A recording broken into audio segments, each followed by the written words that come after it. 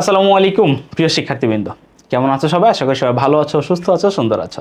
তোমাদের সকলকে স্বাগতম জানাচ্ছি প্রথম অধ্যায়ের সিকিউ সলভ ক্লাসে। দেখো, আজকের ক্লাসে আমি তোমাদেরকে 7টা সিকিউ দেখাবো। এখানে যেই 7টা সিকিউ পড়লে যতগুলো টপিক থেকে সিকিউ হয় সবগুলো টপিক কভার হবে। দেখো, এই 7টা সিকিউ মানে এইটাই না যে তোমার পরীক্ষায় এই সিকিউটাই তুমি পাবা, কিন্তু তোমাদের বইয়ে যতগুলো টপিক আছে চ্যাপ্টার 1-এর ইম্পর্টেন্ট টপিক, যেগুলো থেকে বারবার পরীক্ষায় সিকিউ আসে, সেই জিনিসগুলা আজকে আমরা দেখে ফেলবো। এবং এখানে কি হবে, এইগুলার উপরে বেস করে যখন তুমি বাকি সিকিউগুলা, অন্যান্য বোর্ড কোশ্চেন, বিভিন্ন টেস্ট পেপারের কোশ্চেন সলভ করতে যাবা, আশা করি তোমার আর প্রবলেম হবে না। ঠিক আছে, তাহলে আসা শুরু করি। দেখো, চ্যাপ্টার 1টার নাম কি? তথ্য ও যোগাযোগ প্রযুক্তি বিশ্ব বাংলাদেশ প্রেক্ষিত। তো শুরুতেই হচ্ছে এই চ্যাপ্টারের আমরা একটু শিকন ফলটা দেখে নিই। শুরুতে শিকন ফলটা দেখে নিই। দেখো, চ্যাপ্টার 1-এ প্রথম কথা হচ্ছে কি, বিশ্বগ্রামের ধারণা। দেখো, বিশ্বগ্রামের ধারণা এই টপিকটা থেকে বিগত সালে কখনোই কোথাও কোশ্চেন আসে নাই। এরপরে খেয়াল করো, এরপর হচ্ছে বিশ্বগ্রামের ধারণা সংশ্লিষ্ট প্রধান উপাদান সমূহ। এখান থেকে লাস্ট কোশ্চেন আসছে কুমিল্লা বোর্ড 2017-তে। এরপরে আর কোশ্চেন আসে নাই। দেখো, মাঝখানে কিন্তু অনেক দিন যে শর্ট সিলেবাস ছিল, ঠিক আছে, বিশেষ করে এইচএসসি 23 থেকে শুরু করে 23, 24, 25, এই টাইমটাতে যখন শর্ট সিলেবাস ছিল তখন এই টপিকটা না বাদ ছিল। ফার্স্ট চ্যাপ্টারে এই বিশ্বগ্রাম টপিকটাই হচ্ছে বাদ দেওয়া ছিল, যার কারণে এখান থেকে কোশ্চেন হইতো না। ঠিক আছে, কিন্তু এইবার হইতে পারে বিশ্বগ্রামের টপিক। এরপরে খেয়াল করো কি বলতেছে, বিশ্বগ্রাম প্রতিষ্ঠায় তথ্য ও যোগাযোগ প্রযুক্তির অবদান। বিশ্বগ্রাম প্রতিষ্ঠায় দেখো, এইখান থেকে 19 সাল লাস্ট যখন ফুল সিলেবাসে পরীক্ষা হয়েছিল, সেই 19 সালে এটা আসছিল। এরপর দেখো মাদ্রাসা বোর্ড 18, 17, 16, মানে দেখো প্রত্যেক সালেই কোনো না কোনো বোর্ডে কোশ্চেন আসতো এটা থেকে। এরপরে খেয়াল করো ভার্চুয়াল রিয়েলিটির ধারণা। হ্যাঁ, এই টপিকটা থেকে দেখো, এই টপিকটা থেকে অনেক কোশ্চেন আসছে। ঠিক আছে, 24 সালে, 25 সালে আসে নাই, তার মানে এইচএসসি 26-এর জন্য এটা ইম্পর্টেন্ট। ঠিক আছে, এবার খেয়াল করো এই যে ভার্চুয়াল রিয়েলিটি ধারণা, এখানে দেখো এটাকে 2 স্টার দিছি এবং ম্যাক্সিমাম 2 স্টারই দিছি আর কি। এই টপিকটা থেকে কোশ্চেন আসবেই। ঠিক আছে, ভার্চুয়াল রিয়েলিটি থেকে কোনো না কোনো বোর্ডে এখান থেকে কোশ্চেন থাকবে। এরপরে খেয়াল করো প্রাত্যহিক জীবনে ভার্চুয়াল রিয়েলিটির প্রভাব, মানে এই দুইটাই কিন্তু ভার্চুয়াল রিয়েলিটির উপরে। প্রাত্যহিক জীবনে, রেগুলার জীবনে ভার্চুয়াল রিয়েলিটি কোথায় ইউজ করা হয়, সেইগুলো থেকে কোশ্চেন দেখবো, সব স্যাম্পল কোশ্চেনই আমরা দেখবো। এরপরে খেয়াল করো, দেখো এই যে তথ্য যোগাযোগ প্রযুক্তির সাম্প্রতিক প্রবণতা। দেখো এটার ভিতরে কি কি আছে, এইটার ভিতরে তোমার আর্টিফিশিয়াল ইন্টেলিজেন্স আছে, এআই। তারপর এটার ভিতরে তোমার হচ্ছে কি, ন্যানো টেকনোলজি আছে। ঠিক আছে, তারপরে দেখো ভার্চুয়াল রিয়েলিটি না, এরপরে এটার ভিতরে কি আছে, এটার ভিতরে তোমার এই যে জেনেটিক ইঞ্জিনিয়ারিং আছে। ঠিক আছে, এই জিনিসগুলো সব হচ্ছে এটার ভিতরে। ঠিক আছে, এরপরে খেয়াল করো আরও আছে বায়োমেট্রিক, এটার ভিতরে বায়োমেট্রিক্স আছে।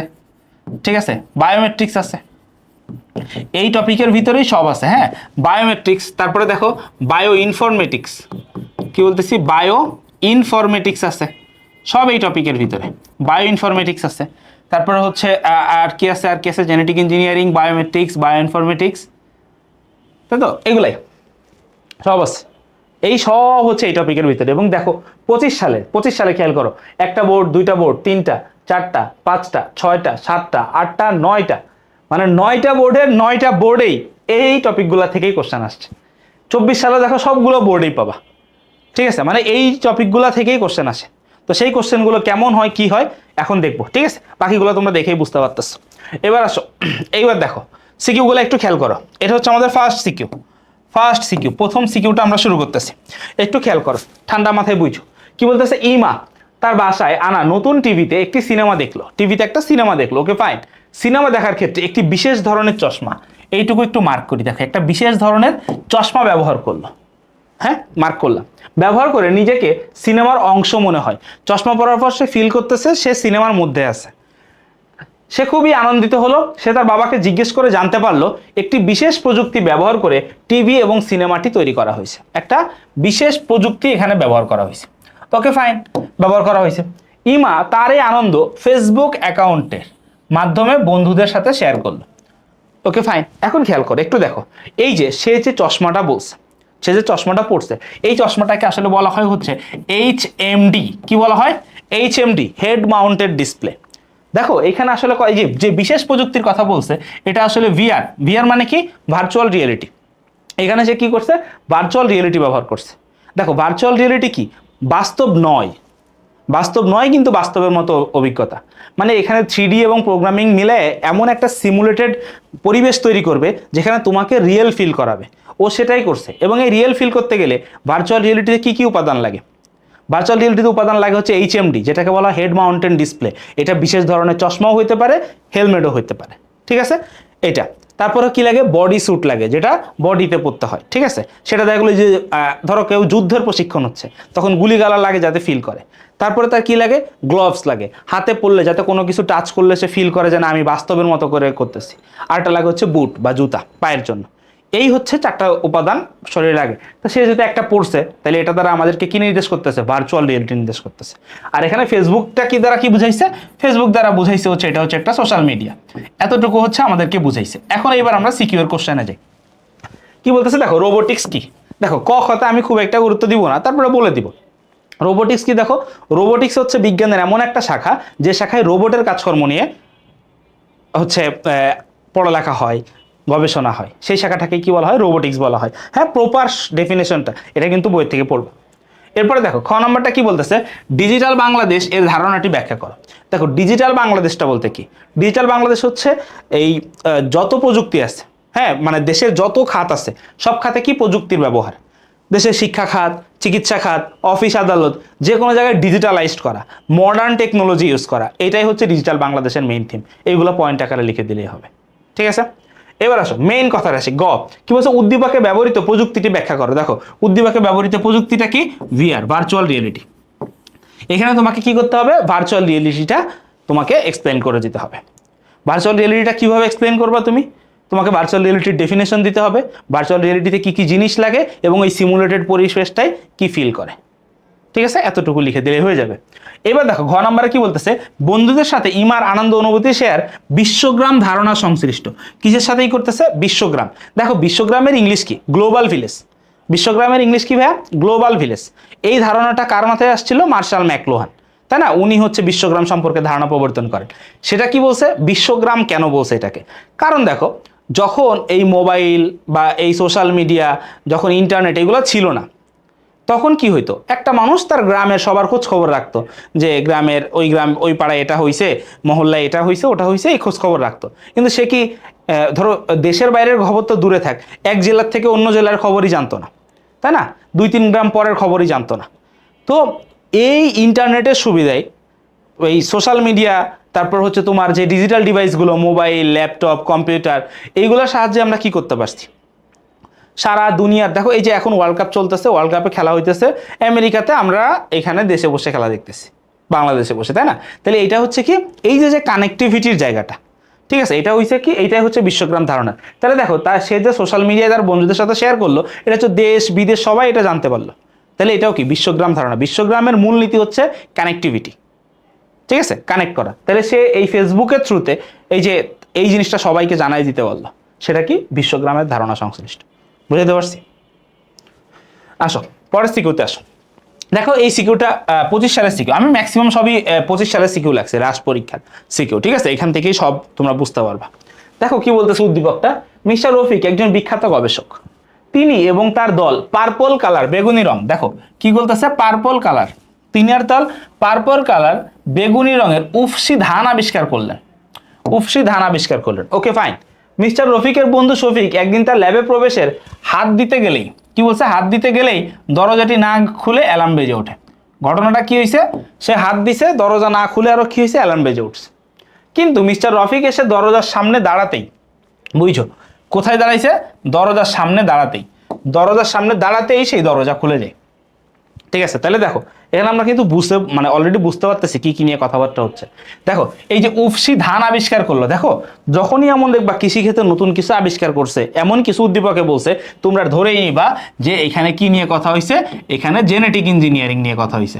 নতুন কিছু আবিষ্কার, এটা দেখলেই তোমরা বুঝে যাবা জেনেটিক ইঞ্জিনিয়ারিং নিয়ে কথা হয়েছে, বুঝছো, এটা জেনেটিক ইঞ্জিনিয়ারিং নিয়ে কথাবার্তা হচ্ছে। এখন খেয়াল করো, এবার আসে আর এই যে দেখো হাত দিতে গেছে, দেখো হাত দিতে গেছে, তার মানে এখানে দুইটা জিনিস হইতে পারে। দেখো এটা বুঝতে পারতেছি, এটা বায়োমেট্রিক, ওটাও বায়োমেট্রিক। দেখো হাত দিতে গেছে, এটা দুইটা জিনিস হইতে পারে। এটা হইতে পারে ফিঙ্গারপ্রিন্ট, এটা ফিঙ্গারপ্রিন্ট হইতে পারে, অথবা কি হইতে পারে, অথবা হ্যান্ড জিওমেট্রি হইতে পারে, তাই না। এই দুইটা যে কোনো একটা হইতে পারে জিওমেট্রি। এবার দেখো আর দরজার সামনে যে দাঁড়াইছে, দেখো দরজার সামনে দাঁড়াইছে, তার মানে এটা হইতে পারে কি, হয় হচ্ছে রেটিনা স্ক্যান, রেটিনা স্ক্যান অথবা কি হতে পারে ফেস। এই হচ্ছে দুইটা জিনিস, এবং এগুলো সবই কি বায়োমেট্রিকের আন্ডারে, তাই না? বায়োমেট্রিক কি, যার মাধ্যমে কি ওই ব্যক্তিকে নির্দিষ্ট করে শনাক্ত করা যায়, তাই না? এবং এইটা কয়ভাবে করা যায়? দুইভাবে, একটা হচ্ছে শরীরবৃত্তীয় আর একটা হচ্ছে আচরণবৃত্তীয়। শরীরবৃত্তীয় কি? শরীরবৃত্তীয় হচ্ছে কি কি দেখো, শরীরবৃত্তীয় হচ্ছে fingerprint, hand geometry, face recognition, retina scan, তারপর হচ্ছে ডিএনএ টেস্ট, এইগুলা। আর আচরণ ভিত্তিক কোনগুলা? এই যে ভয়েস, তাই না? ভয়েস শুনে, তারপর কি স্ট্রোক টাইপিং শুনে, এইগুলা দিয়ে হচ্ছে, এগুলো হচ্ছে আচরণ ভিত্তিক। এবার দেখো ফার্স্টে কথা বলছে ই লার্নিং কি। ই লার্নিংটা কি? ইন্টারনেট, মোবাইল, কম্পিউটার অথবা যে কোনো ডিজিটাল ডিভাইসের সাহায্যে ঘরে বসে আধুনিক পড়ালেখার যে সুযোগটা, পাঠদানের পদ্ধতি এবং গ্রহণ করা। এই যে আমরা এখন যেটা করতেছি, তুমি তো আমার সামনে ক্লাসরুমে বসা নেই, তুমি দূরে বসে একটা ছোট একটা ডিভাইসে আমার ক্লাসটা করতেছো, এটা ই লার্নিং। এবার দেখো কি বলতেছে, খ নম্বরে প্রযুক্তি ব্যবহার করে সরাসরি রোগাক্রান্ত কোষে চিকিৎসা প্রদান সম্ভব। দেখো এই কোশ্চেনটা না আমরা সবাই অনেক ভুল করি। আমরা এই যে সরাসরি রোগাক্রান্ত কোষে চিকিৎসা শুনলে আমরা মনে করি ক্রায়ো সার্জারির কথা বলছে, কিন্তু না, এখানে কিন্তু ক্রায়ো সার্জারির কথা বলা হয় নাই, বুঝছো? এইটা হচ্ছে এই যে প্রযুক্তি, যে প্রযুক্তি ব্যবহার করে, দেখো ক্রায়ো সার্জারিতেও কিন্তু একটা প্রযুক্তি ব্যবহার করতে হয়। ক্রায়ো সার্জারি একটা পার্ট, কিন্তু ক্রায়ো সার্জারি কিন্তু প্রযুক্তি না। ক্রায়ো সার্জারিতে একটা প্রযুক্তি ইউজ করতে হয়, সেই প্রযুক্তির নাম হচ্ছে ন্যানো টেকনোলজি। সেই প্রযুক্তির নাম কি ভাইয়া? সেই প্রযুক্তির নাম হচ্ছে ন্যানো টেকনোলজি। দেখো ন্যানো টেকনোলজি ব্যবহার করে, তোমাদের বোর্ড বইটা একটু পড়ো এখানে, দেখো ন্যানো টেকনোলজি ব্যবহার করে একটা জিনিস আছে, সেটা হচ্ছে ন্যানো ক্রায়ো সার্জারি। এটাকে কি বলতেছি আমরা? Nano cryo surgery. Nano cryo surgery বলতেছি, ঠিক আছে? কেন ন্যানো টেকনোলজির আন্দারে জানো? ওই যে আমাদের শরীরে যে বিভিন্ন টেস্ট করা হয় না, ধরো এন্ডোস্কোপি, কোলোনোস্কোপি, শরীরের ভিতরে ক্যামেরা পাঠাই করে, কেন হয়েছে? কারণ এটা অনেক ছোট ক্ষুদ্র ডিভাইস। এই ক্ষুদ্র ডিভাইস যত আবিষ্কার হয়েছে সব কার অবদান? ন্যানো টেকনোলজির, তাই না? এখন দেখো এই ন্যানো টেকনোলজির, এই ন্যানো সার্জারির মাধ্যমে এটা করা হয়, এবং এটা কি করা হয় দেখো, সরাসরি রোগাক্রান্ত কোষে, মানে সরাসরি যেই কোষটাতে অসুস্থ, যেই কোষটা ঝামেলা হয়েছে ওইটাতে ট্রিটমেন্ট প্রদান করবে, আশেপাশের কেউ কোথাও সাইড ইফেক্ট যাতে না হয়। এবং এটা কিভাবে করা হয়? ক্রায়ো সার্জারিটা কিভাবে করা হয়? অতিরিক্ত ঠান্ডা করে, তাই না? অতিরিক্ত ঠান্ডা করে শীতল তাপমাত্রায় এই ট্রিটমেন্টটা দেওয়া হয়, বুঝছো? ফাইন। এবার আসো গ নম্বরে বলতেছে, মিস্টার রফিক দরজার সামনে দাঁড়ালে দরজাটি খুলে গেলেও শফিক হাত দিলে দরজা খুললো না কেন? ব্যাখ্যা করো। দেখো কথা হচ্ছে এই বায়োমেট্রিকটা কাজ করে কিভাবে। ধরো এই যে ফোনে ফিঙ্গারপ্রিন্ট দিলে ফোনটা আনলক হয়ে যায়, বা ফেস দেখলে আনলক হয়ে যায়। কেমনে? হাও, একটু বুঝো। ধরো তুমি যখন নতুন ফোন কিনো, তুমি বায়োমেট্রিক দেওয়ার আগে প্রথমে কি করতে হয়? প্রথমে তোমার আঙ্গুলটা ঘুরায় ফিরায় বিভিন্নভাবে দিয়ে স্ক্যান করে নেয় না? তো এইটাকে বলা হয় হচ্ছে ক্যাপচার। কি বলা হয়? ক্যাপচার। ও কি করে? ফার্স্টে হচ্ছে তোমার ফিঙ্গারপ্রিন্টটাকে ও স্ক্যান করে ও ক্যাপচার করে রাখে। পরবর্তীতে যখন আমরা ফোন লক খুলতে চাই, আমরা চাপ দেওয়ার সাথে ও ওই ক্যাপচারের সাথে মিলায়, ওই ক্যাপচারের সাথে কি করে? মিলায় দেখে যে ওই ডেটার সাথে ডেটা মিলছে কিনা। যদি মিলে তাহলে লক খুলে, আর যদি না মিলে তাহলে লক খুলে না, তাই না? তো খেয়াল করো, এই যে শফিক হাত দিলেও দরজা খুললো না, এটার কারণ কি? এটার কারণটা ঠিক এইভাবে ব্যাখ্যা করবা। শফিক হাত দিলেও খুলে নাই, কারণ এই দরজা ছিল কি একটা বায়োমেট্রিক লক লাগানো ছিল এখানে, তাই না? এখন এইখানে শফিকের ফিঙ্গারপ্রিন্ট বা হ্যান্ড জিওমেট্রি কোনোটাই আগের থেকে ডেটাবেজে সেভ নেই, তাই না? যার কারণে এই ক্যাপচারের সাথে মিলেনি এবং দরজাটা খোলে নাই। না খুলে কি হয়েছে? যেহেতু মনে হয়েছে ঝুঁকিপূর্ণ, তাই অ্যালার্ম বেজে উঠছে। আবার কি হয়েছে দেখো, রফিক দরজার সামনে দাঁড়ালেই দরজাটি খুলে গেল, তাই না? এবার দেখো রফিক দাঁড়ালেই খুলে গেল কেন? কারণ রফিকের ফেস বলো বা রেটিনা স্ক্যান বলো, এটা আগের থেকে মেমোরিতে ডেটাবেজে সেভ করে রাখছে, ও আগের থেকে ক্যাপচার করে রাখছে। যখনই রফিক এসে দাঁড়াইছে তখন এইটা ওর রানিং চেহারাটাকে ক্যাপচার করে আগেরটার সাথে মিলাইছে, মিলে গেলে গেটটা খুলে গেছে। মনে থাকবে? এবার খেয়াল করো কি বলতেছে, উফশী ধান আবিষ্কারের প্রযুক্তির কাজ করার পদ্ধতি বর্ণনা করো এবং প্রযুক্তিটি কৃষিক্ষেত্রে কি কি অবদান রাখছে তা উল্লেখ করো। দেখো এই প্রযুক্তিটা কি? প্রযুক্তিটা হচ্ছে জেনেটিক ইঞ্জিনিয়ারিং, তাই না? প্রযুক্তিটা হচ্ছে কি? এখানে জেনেটিক ইঞ্জিনিয়ারিং এর কথাবার্তা হচ্ছে, খেয়াল করো, জেনেটিক ইঞ্জিনিয়ারিং এর কথাবার্তা হচ্ছে। এখন বলতেছে কাজ করার পদ্ধতি বর্ণনা করো। দেখো এই কাজ করার পদ্ধতি না 6টা ধাপ আছে। কয়টা ধাপ আছে? 6টা ধাপ আছে তোমার বইয়ে, এটা তোমাকে বলতে হবে। দেখো এই যে জেনেটিক ইঞ্জিনিয়ারিংটা হয়, এটা তো হয় মূলত হচ্ছে ডিএনএ প্রতিস্থাপনের মাধ্যমে। কিসের মাধ্যমে? ডিএনএ প্রতিস্থাপনের মাধ্যমে। দেখো প্রথম ধাপটা কি? প্রথম ধাপটা হচ্ছে ডিএনএ সিলেকশন, যে আমি কার থেকে ডিএনএ নিব। ধরো একটা প্রজাতি অনেক ভালো, এটাকে আমি আরেকটা জায়গায় প্রতিস্থাপন করব। তাহলে সবার ফার্স্টে কি করতে হবে, আমাকে সেখান থেকে তার ডিএনএটা কি কালেক্ট করতে হবে। তারপরে আমাকে বাহন চুজ করতে হবে। বাহন মানে কি, এই ডিএনএটা কে ক্যারি করবে সেটা চুজ করতে হবে। বুঝছো, এই দ্বিতীয় ধাপ গেল। তৃতীয় ধাপ হচ্ছে ডিএনএ কর্তন, মানে ডিএনএটাকে কি কাটতে হবে, ডিএনএটাকে কি করতে হবে, কাটতে হবে। বুঝছো, ডিএনএটাকে কি করতে হবে, কাটতে হবে। তৃতীয় ধাপ গেল। চতুর্থ ধাপ হচ্ছে এই ডিএনএটাকে এখন একটু প্রসেস করতে হয় এনজাইম দিয়ে। এইটাকে কি বলে, এ ভাই এটা তো বায়োলজি পড়ালেখা, খুব সম্ভবত লাইগাইস, ভুলে গেলাম।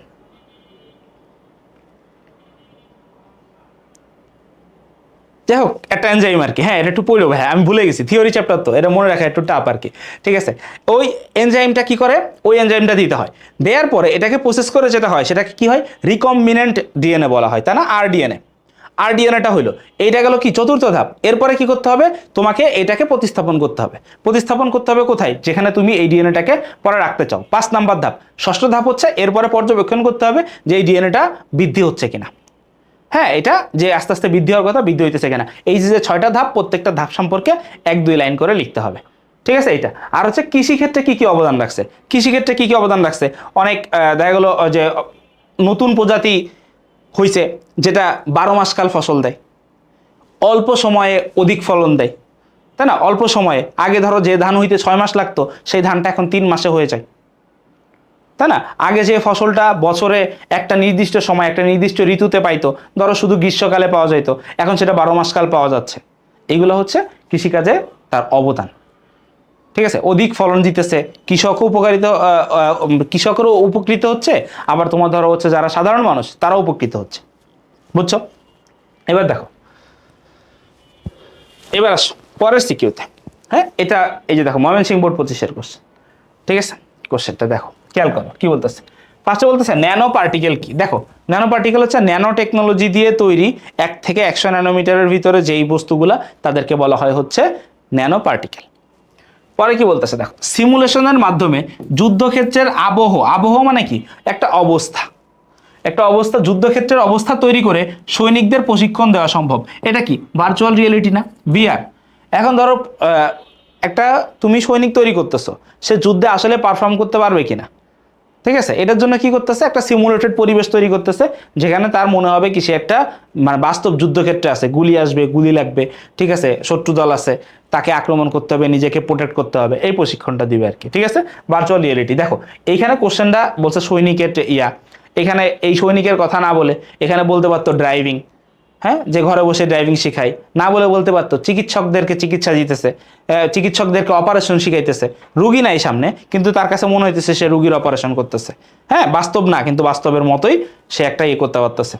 তারপরে তোমাকে বলতে পারতো কি, ধরো পড়ালেখা, যে কোনো একটা জিনিস তুমি কল্পনায় না দেখে বাস্তবে এটাকে ফিল করতে পারতেছো। ঠিক আছে, এরকম। এবার দেখো গ নাম্বার কি বলতেছে, দৃশ্যকল্প 1-এর প্রযুক্তিটি ব্যাখ্যা করো। দেখো দৃশ্যকল্পের 1-এর প্রযুক্তিটা, এটা দেখলেই তোমরা সবাই মনে করবা আর্টিফিশিয়াল ইন্টেলিজেন্স, কিন্তু এটা কিন্তু এই চিত্রটা একটু মাথায় রাখো, এটা কিন্তু আর্টিফিশিয়াল ইন্টেলিজেন্স না, এটা আর্টিফিশিয়াল ইন্টেলিজেন্সের একটা পার্ট, এবং সেই পার্টটাকে বলা হয় হচ্ছে আর্টিফিশিয়াল, দেখো এই পার্টটাকে বলা হয় হচ্ছে আর্টিফিশিয়াল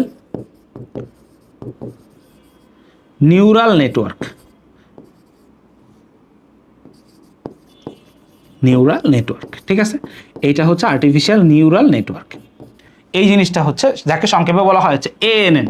কি বলা হয়, এএনএন। এএনএন এইটা আর্টিফিশিয়াল ইন্টেলিজেন্সের একটা পার্ট। ঠিক আছে, এই পার্টে কি হয় দেখো, আর্টিফিশিয়াল ইন্টেলিজেন্সটা আসলে কি বলো, যে কোনো কিছু দেখে দেখে শিখতে পারা একটা পরিবেশ, তাই না। এআই একটা রানিং সিচুয়েশনকে সুন্দর করে উপস্থাপন করা। তো এটার জন্য কি ফার্স্টে শিখতে হবে, এই যে হচ্ছে ইনপুট স্তর। হ্যাঁ, যেখান থেকে ইনপুট নেয়। তারপরে এই যে দেখো, এই যে মাঝখানে যারা দেখতেছে না, এই যে মাঝখানের যে শাড়িটা, এই যে মাঝখানের যে শাড়িটা, এই শাড়িটাকে বলা হয় হচ্ছে লুকায়িত স্তর। এই শাড়িটাকে কি বলা হয়, লুকায়িত স্তর। এখন এই লুকায়িত স্তরে আসলে কি হয়, এই 3টা স্তর সম্পর্কে এখানে লিখে দিও। ফার্স্টে বলবা কি, এটা হচ্ছে আর্টিফিশিয়াল নিউরাল নেটওয়ার্ক, এবং এই নিউরাল নেটওয়ার্কটা কি, এটা আর্টিফিশিয়াল ইন্টেলিজেন্সের একটা পার্ট, যেখানে কি করে, সে কোনো ডেটা ইনপুট নিয়ে সেটাকে প্রসেস করে। দেখো এই যে লুকায়িত স্তরে, এই লুকায়িত স্তরে কি হয়, এই লুকায়িত স্তরে আসলে হয় হচ্ছে প্রসেসিং। কি হয়, এখানে হয় হচ্ছে প্রসেসিং হয়। বুঝছো, লুকায়িত স্তরে কি হয়, প্রসেসিং হয়। এবার দেখো এটা সম্পর্কে তুমি বলে দিবা। আর আউটপুট স্তর, প্রসেস শেষে রেজাল্টটা দিয়ে দেয়। এরপরে কি বলছে দেখো, দৃশ্যকল্প 2-এ উল্লেখিত প্রয়োগ সমূহের সাথে সম্পর্কিত প্রযুক্তিটি দেখো। আগে দেখো দৃশ্যকল্প 2টা কি বলতো, দেখো molecular medicine, gene therapy, DNA mapping analysis, এই সবগুলা কি বায়ো ইনফরমেটিক্স না? সবগুলা কি বায়ো ইনফরমেটিক্স। বায়ো ইনফরমেটিক্স এই জিনিসগুলো সব, বুঝছো? Bio informatics. এখন দেখো এই যে বায়ো ইনফরমেটিক্সটা কি বলতেছে দেখো, কি বলছে, দৃশ্যকল্প 2-এ উল্লিখিত প্রয়োগ ক্ষেত্রের সাথে সম্পর্কিত প্রযুক্তিটি। বায়ো ইনফরমেটিক্সের সাথে সম্পর্কিত প্রযুক্তি হচ্ছে জেনেটিক ইঞ্জিনিয়ারিং। এটার সাথে এই যে সম্পর্কিত বলছে না, এটার সাথে রিলেটেড হচ্ছে জেনেটিক ইঞ্জিনিয়ারিং।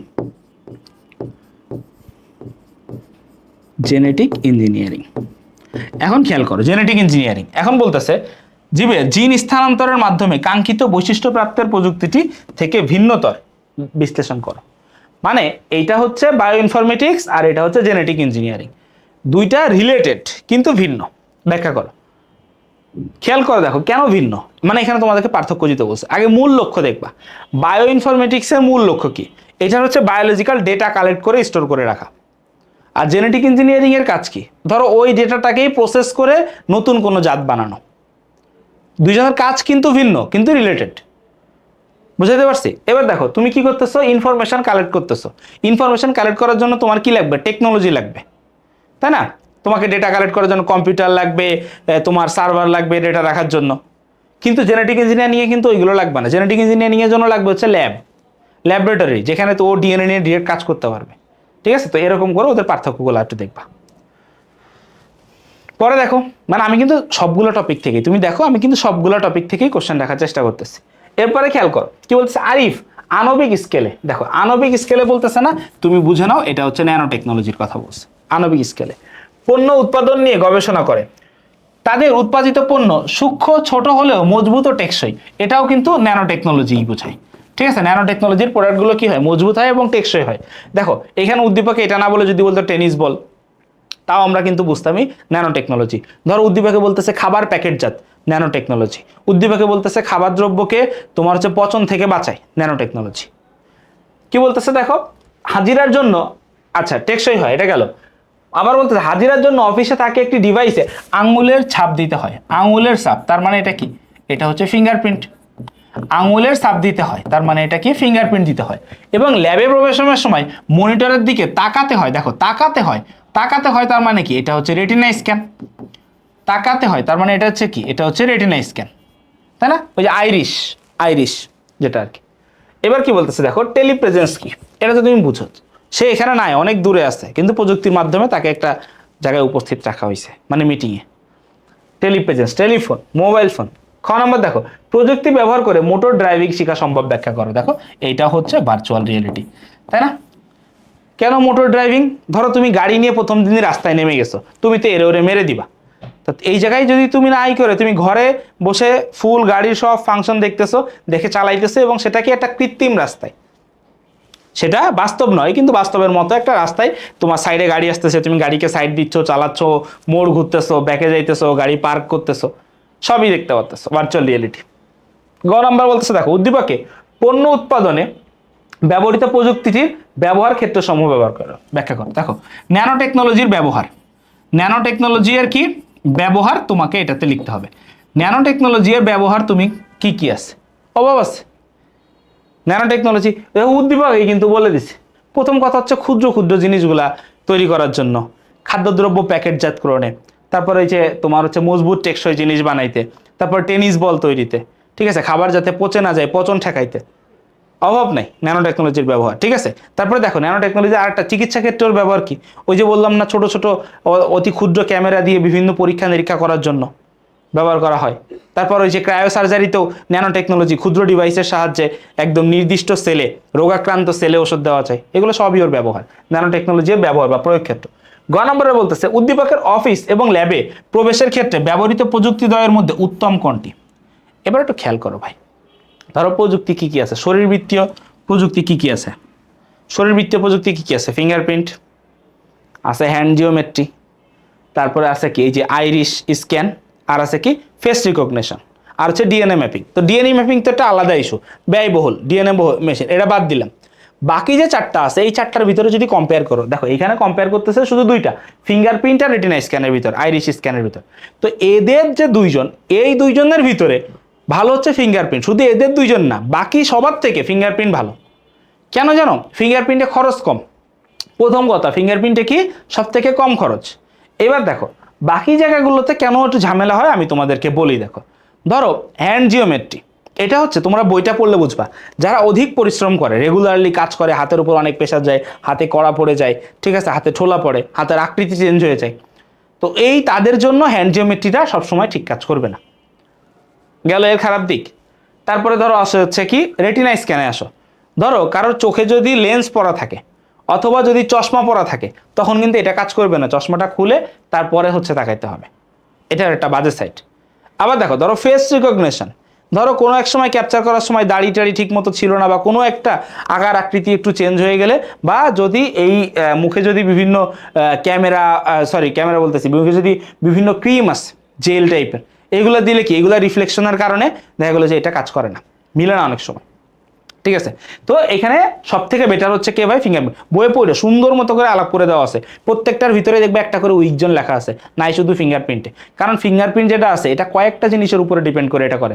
দেখো এই যে আমাদের ফিঙ্গারপ্রিন্ট হাতের যে ছোট ছোট যে দাগগুলো আছে এইটা, হ্যাঁ, এটার ভিতরে রক্তের চলাচল, ঠিক আছে, এটার ভিতরে এই কয়েকটা ধাপে এটা কি করে, এবং এইটা একটা মানুষের ছোট থেকে একদম ইয়ে পর্যন্ত কখনোই একজনের সাথে আরেকজনের ফিঙ্গারপ্রিন্ট মিলবে না, বুঝছো? তো সব থেকে কম খরচ হচ্ছে ফিঙ্গারপ্রিন্টের এবং সুবিধাও ফিঙ্গারপ্রিন্টের। তাইলে কোনটি উত্তম? তাইলে উত্তম হচ্ছে ফিঙ্গারপ্রিন্ট, যার সাথেই কম্পেয়ার করুক না কেন, এটা একটু মাথায় রাখবা, উদ্দীপকে যার সাথেই কম্পেয়ার করুক না কেন সেটা হবে কি ফিঙ্গারপ্রিন্ট হবে। ক্লিয়ার? আসো চ্যাপ্টার 1 এর 5 নম্বর কোশ্চেন দেখো কি বলতেছে।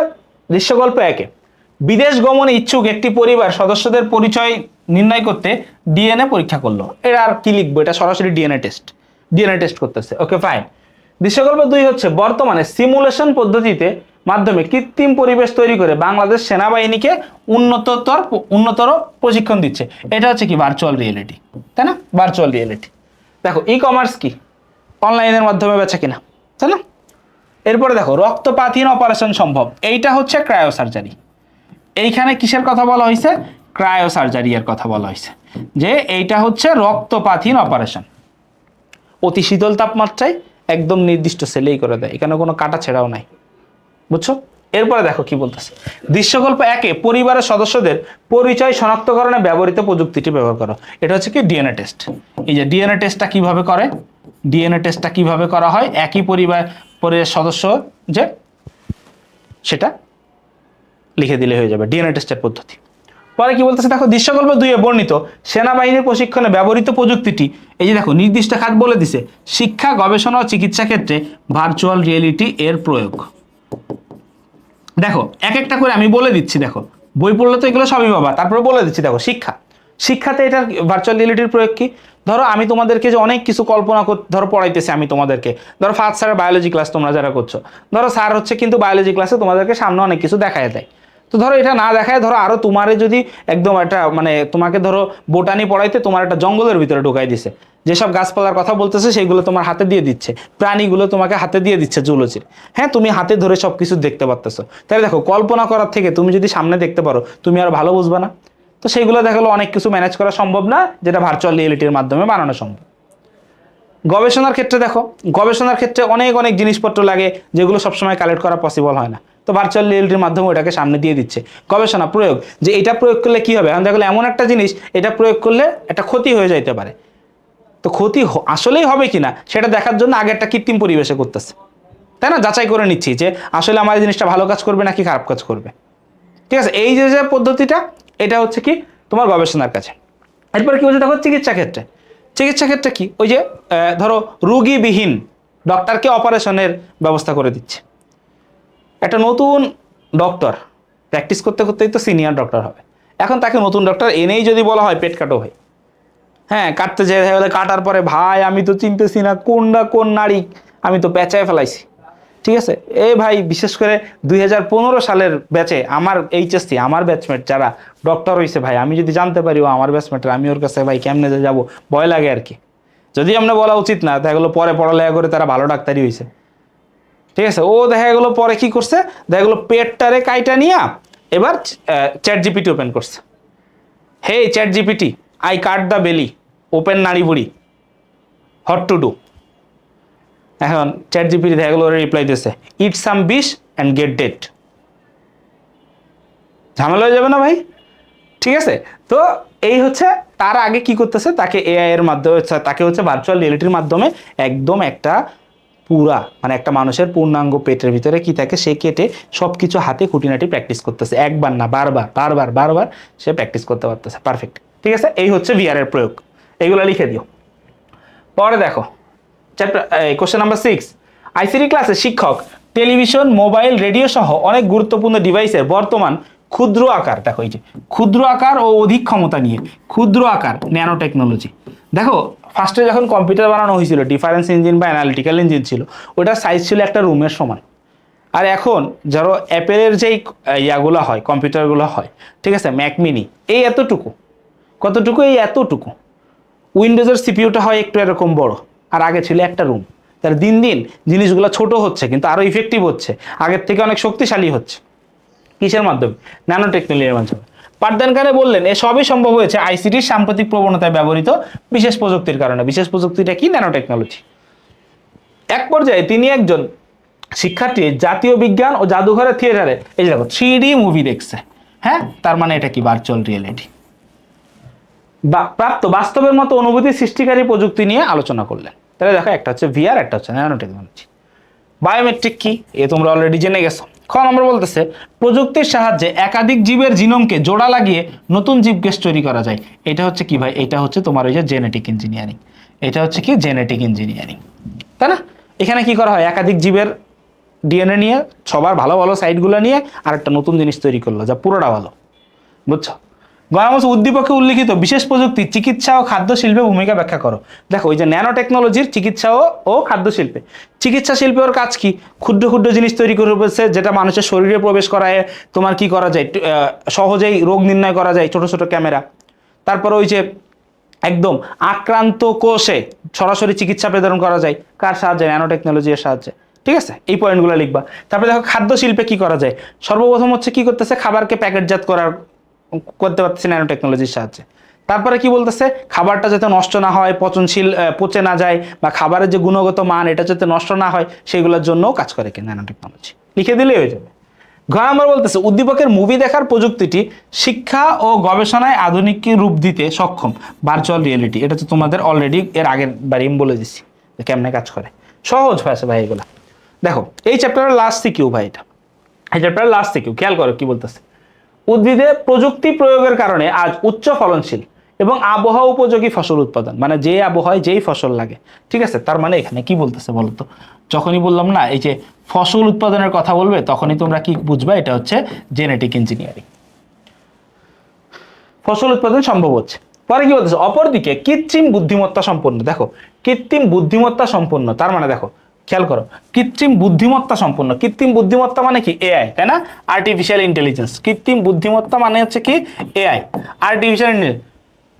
কৃত্রিম বুদ্ধিমত্তা সম্পন্ন যন্ত্র, খেয়াল করো, বুঝছো কি বলছে? কৃত্রিম বুদ্ধিমত্তা, এআই, এটা কি একটা যন্ত্র? এটা কিন্তু একটা যন্ত্র না, এটা একটা প্রযুক্তি। এবার এই বুদ্ধিমত্তা সম্পন্ন একটা যন্ত্র, তার মানে এখানে কিসের কথা বলছে? এখানে রোবটের কথা বলছে। শিল্পক্ষেত্রে ব্যবহারের ফলে মানুষের শ্রমসাধ্য কাজ খুব সহজেই করা যাচ্ছে, তাই না? ধরো রোবট অনেক ভারী কাজ করে ফেলায়, অনেক রিস্কি কাজ করে ফেলায়, যেটা মানুষ দিয়ে করতে গেলে ঝুঁকিপূর্ণ, তাই না? এখন কি বলতেছে দেখো, স্মার্ট হোম কি? স্মার্ট হোম কি? স্মার্ট হোম হচ্ছে এমন একটা হোম যেখানে সব কিছু ধরো ডিজিটালাইজড, ধরো ভয়েস কমান্ড বা রিমোট কন্ট্রোল। তুমি ধরো বাসার গেটের সামনে গেছো, তোমার ভয়েস শুনে গেট অটোমেটিক খুলে গেছো। তুমি বলতেছো লাইট জ্বলে উঠছে, তুমি বলতেছো ফ্যান চালু হয়ে যেতেছে। হ্যাঁ, তুমি বলতেছো এসি অন হয়ে যেতেছে। ঠিক আছে, মানে তোমাকে সবকিছু ডিজিটালাইজ হইতেছে। সেই বাসাকে আমরা কি বলবো? স্মার্ট হোম বলবো। পরে দেখো কি বলছে, ক্রেতা বিক্রেতাকে তাদের উৎপাদিত পণ্য ক্রয় বিক্রয়ের জন্য অন্যত্র যেতে হয় না, মানে যে যেখানে উৎপাদন করতেছে সেখান থেকেই সেল করতেছে। ধরো আমার গ্রামে আমি কিছু একটা জিনিস বানাইছি, এটাকে সেল করতে গেলে বাজারে যাইতে হবে, ঢাকায় আনতে হবে, তা না করে আমি গ্রামে বসেই ছবি তুলে অনলাইনে অ্যাড দিয়ে দিলাম। একজন দেখলো, পছন্দ করলো, সে দাম জিজ্ঞাসা করলো, বললাম, কিনে নিল, আমি কুরিয়ার করে দিয়ে দিলাম। তাই না? এবং কুরিয়ার করতেও এখন আর কুরিয়ারে অফিসে যাওয়া লাগে না, বাসায় এসেই নিয়ে যায়, আবার তার বাসায় পৌঁছায় দেয়। তাহলে এটা কি? E commerce. তাহলে দেখো এইখানে যেতে হয় না, বুঝিয়ে লেখো। তাহলে এখানে তুমি কি বুঝাবা? এখানে তুমি ই কমার্সটা বুঝাবা, ই কমার্সটা বুঝাবা। তারপর কি বলছে দেখো, ফসল উৎপাদনের ক্ষেত্রে উদ্দীপকে উল্লিখিত প্রযুক্তিটি ব্যাখ্যা করো। ফসল উৎপাদনের ক্ষেত্রে এই যে জেনেটিক ইঞ্জিনিয়ারিং ব্যাখ্যা করে দিবা, ঠিক আছে? এরপরে খেয়াল করো কি বলতেছে, উদ্দীপকের উল্লিখিত ক্ষেত্র ছাড়াও আর কোন কোন ক্ষেত্রে, আর কোন কোন ক্ষেত্রে কিভাবে আমরা যন্ত্রটি ব্যবহার করতে পারি। দেখো রোবটের ব্যবহার, কোথায়? রোবটের ব্যবহার। দেখো রোবটের ব্যবহার তুমি করতে পারো যুদ্ধক্ষেত্রে, তাই না? গুলিগুলা খায়, ওর মরার কোনো কাহিনী নাই, ও যুদ্ধ করতেই থাকবে। তুমি করতে পারো চিকিৎসা ক্ষেত্রে, অনেক ধরো বড় বড় অপারেশন, রিস্কি অপারেশন, যেগুলো হচ্ছে তোমার মানুষকে মানুষ করতে গেলে 19-20 হয়ে যেতে পারে, কিন্তু রোবটকে যে কমান্ড দেওয়া হবে ওইটুকুই করবে, ওর থেকে অতিরিক্ত কিছু করবে না। চিকিৎসা ক্ষেত্রে ইউজ করা যায়। তারপরে ধরো রোবটকে দিয়ে তুমি কি ভারী কাজ করাইতে পারবা, রিস্কি কাজ করাইতে পারবা, ঠিক আছে? যেখানে ধরো কলকারখানার কাজে মানুষ গেলে, মানুষ ধরো একটা পরিবেশে, ধরো কোনো কেমিক্যাল একটা কোম্পানি, ওই কেমিক্যাল যদি মানুষের শরীরে প্রবেশ করে ওইটা তৈরির সময়, তাহলে দেখা গেলো ক্ষতিকর দিক হয়ে যাবে, ওইখানে তুমি রোবট দিয়ে কাজ করাইতে পারতেছো। তো এরকম কয়েকটা ধাপ আছে রোবটের ব্যবহার, রোবোটিক, ঠিক আছে? এগুলো একটু পড়লো। দেখো এই চ্যাপ্টারে এই যে যতগুলো সিকিউ তোমরা পড়লা, যতগুলো সিকিউ তোমরা দেখলা, এই সিকিউগুলা কিন্তু মানে আমি সব টপিক কভার করছি, ঠিক আছে? এবং বলেও দিছি এই টপিক থেকে আর অন্য কিভাবে কোশ্চেন আসতে পারে। উদ্দীপক দেখে তোমাকে জাস্ট বুঝতে হবে, এই হাতে গোনা এই 6-7টা টপিক পড়লেই এই চ্যাপ্টারটা কভার হয়ে যাবে। বুঝাইতে পারছি? তাহলে আসো এই চ্যাপ্টার শেষ করি, ঠিক আছে? সবাই ভালো থেকো, সুস্থ থেকো, সুন্দর থেকো। দেখা হচ্ছে পরবর্তী।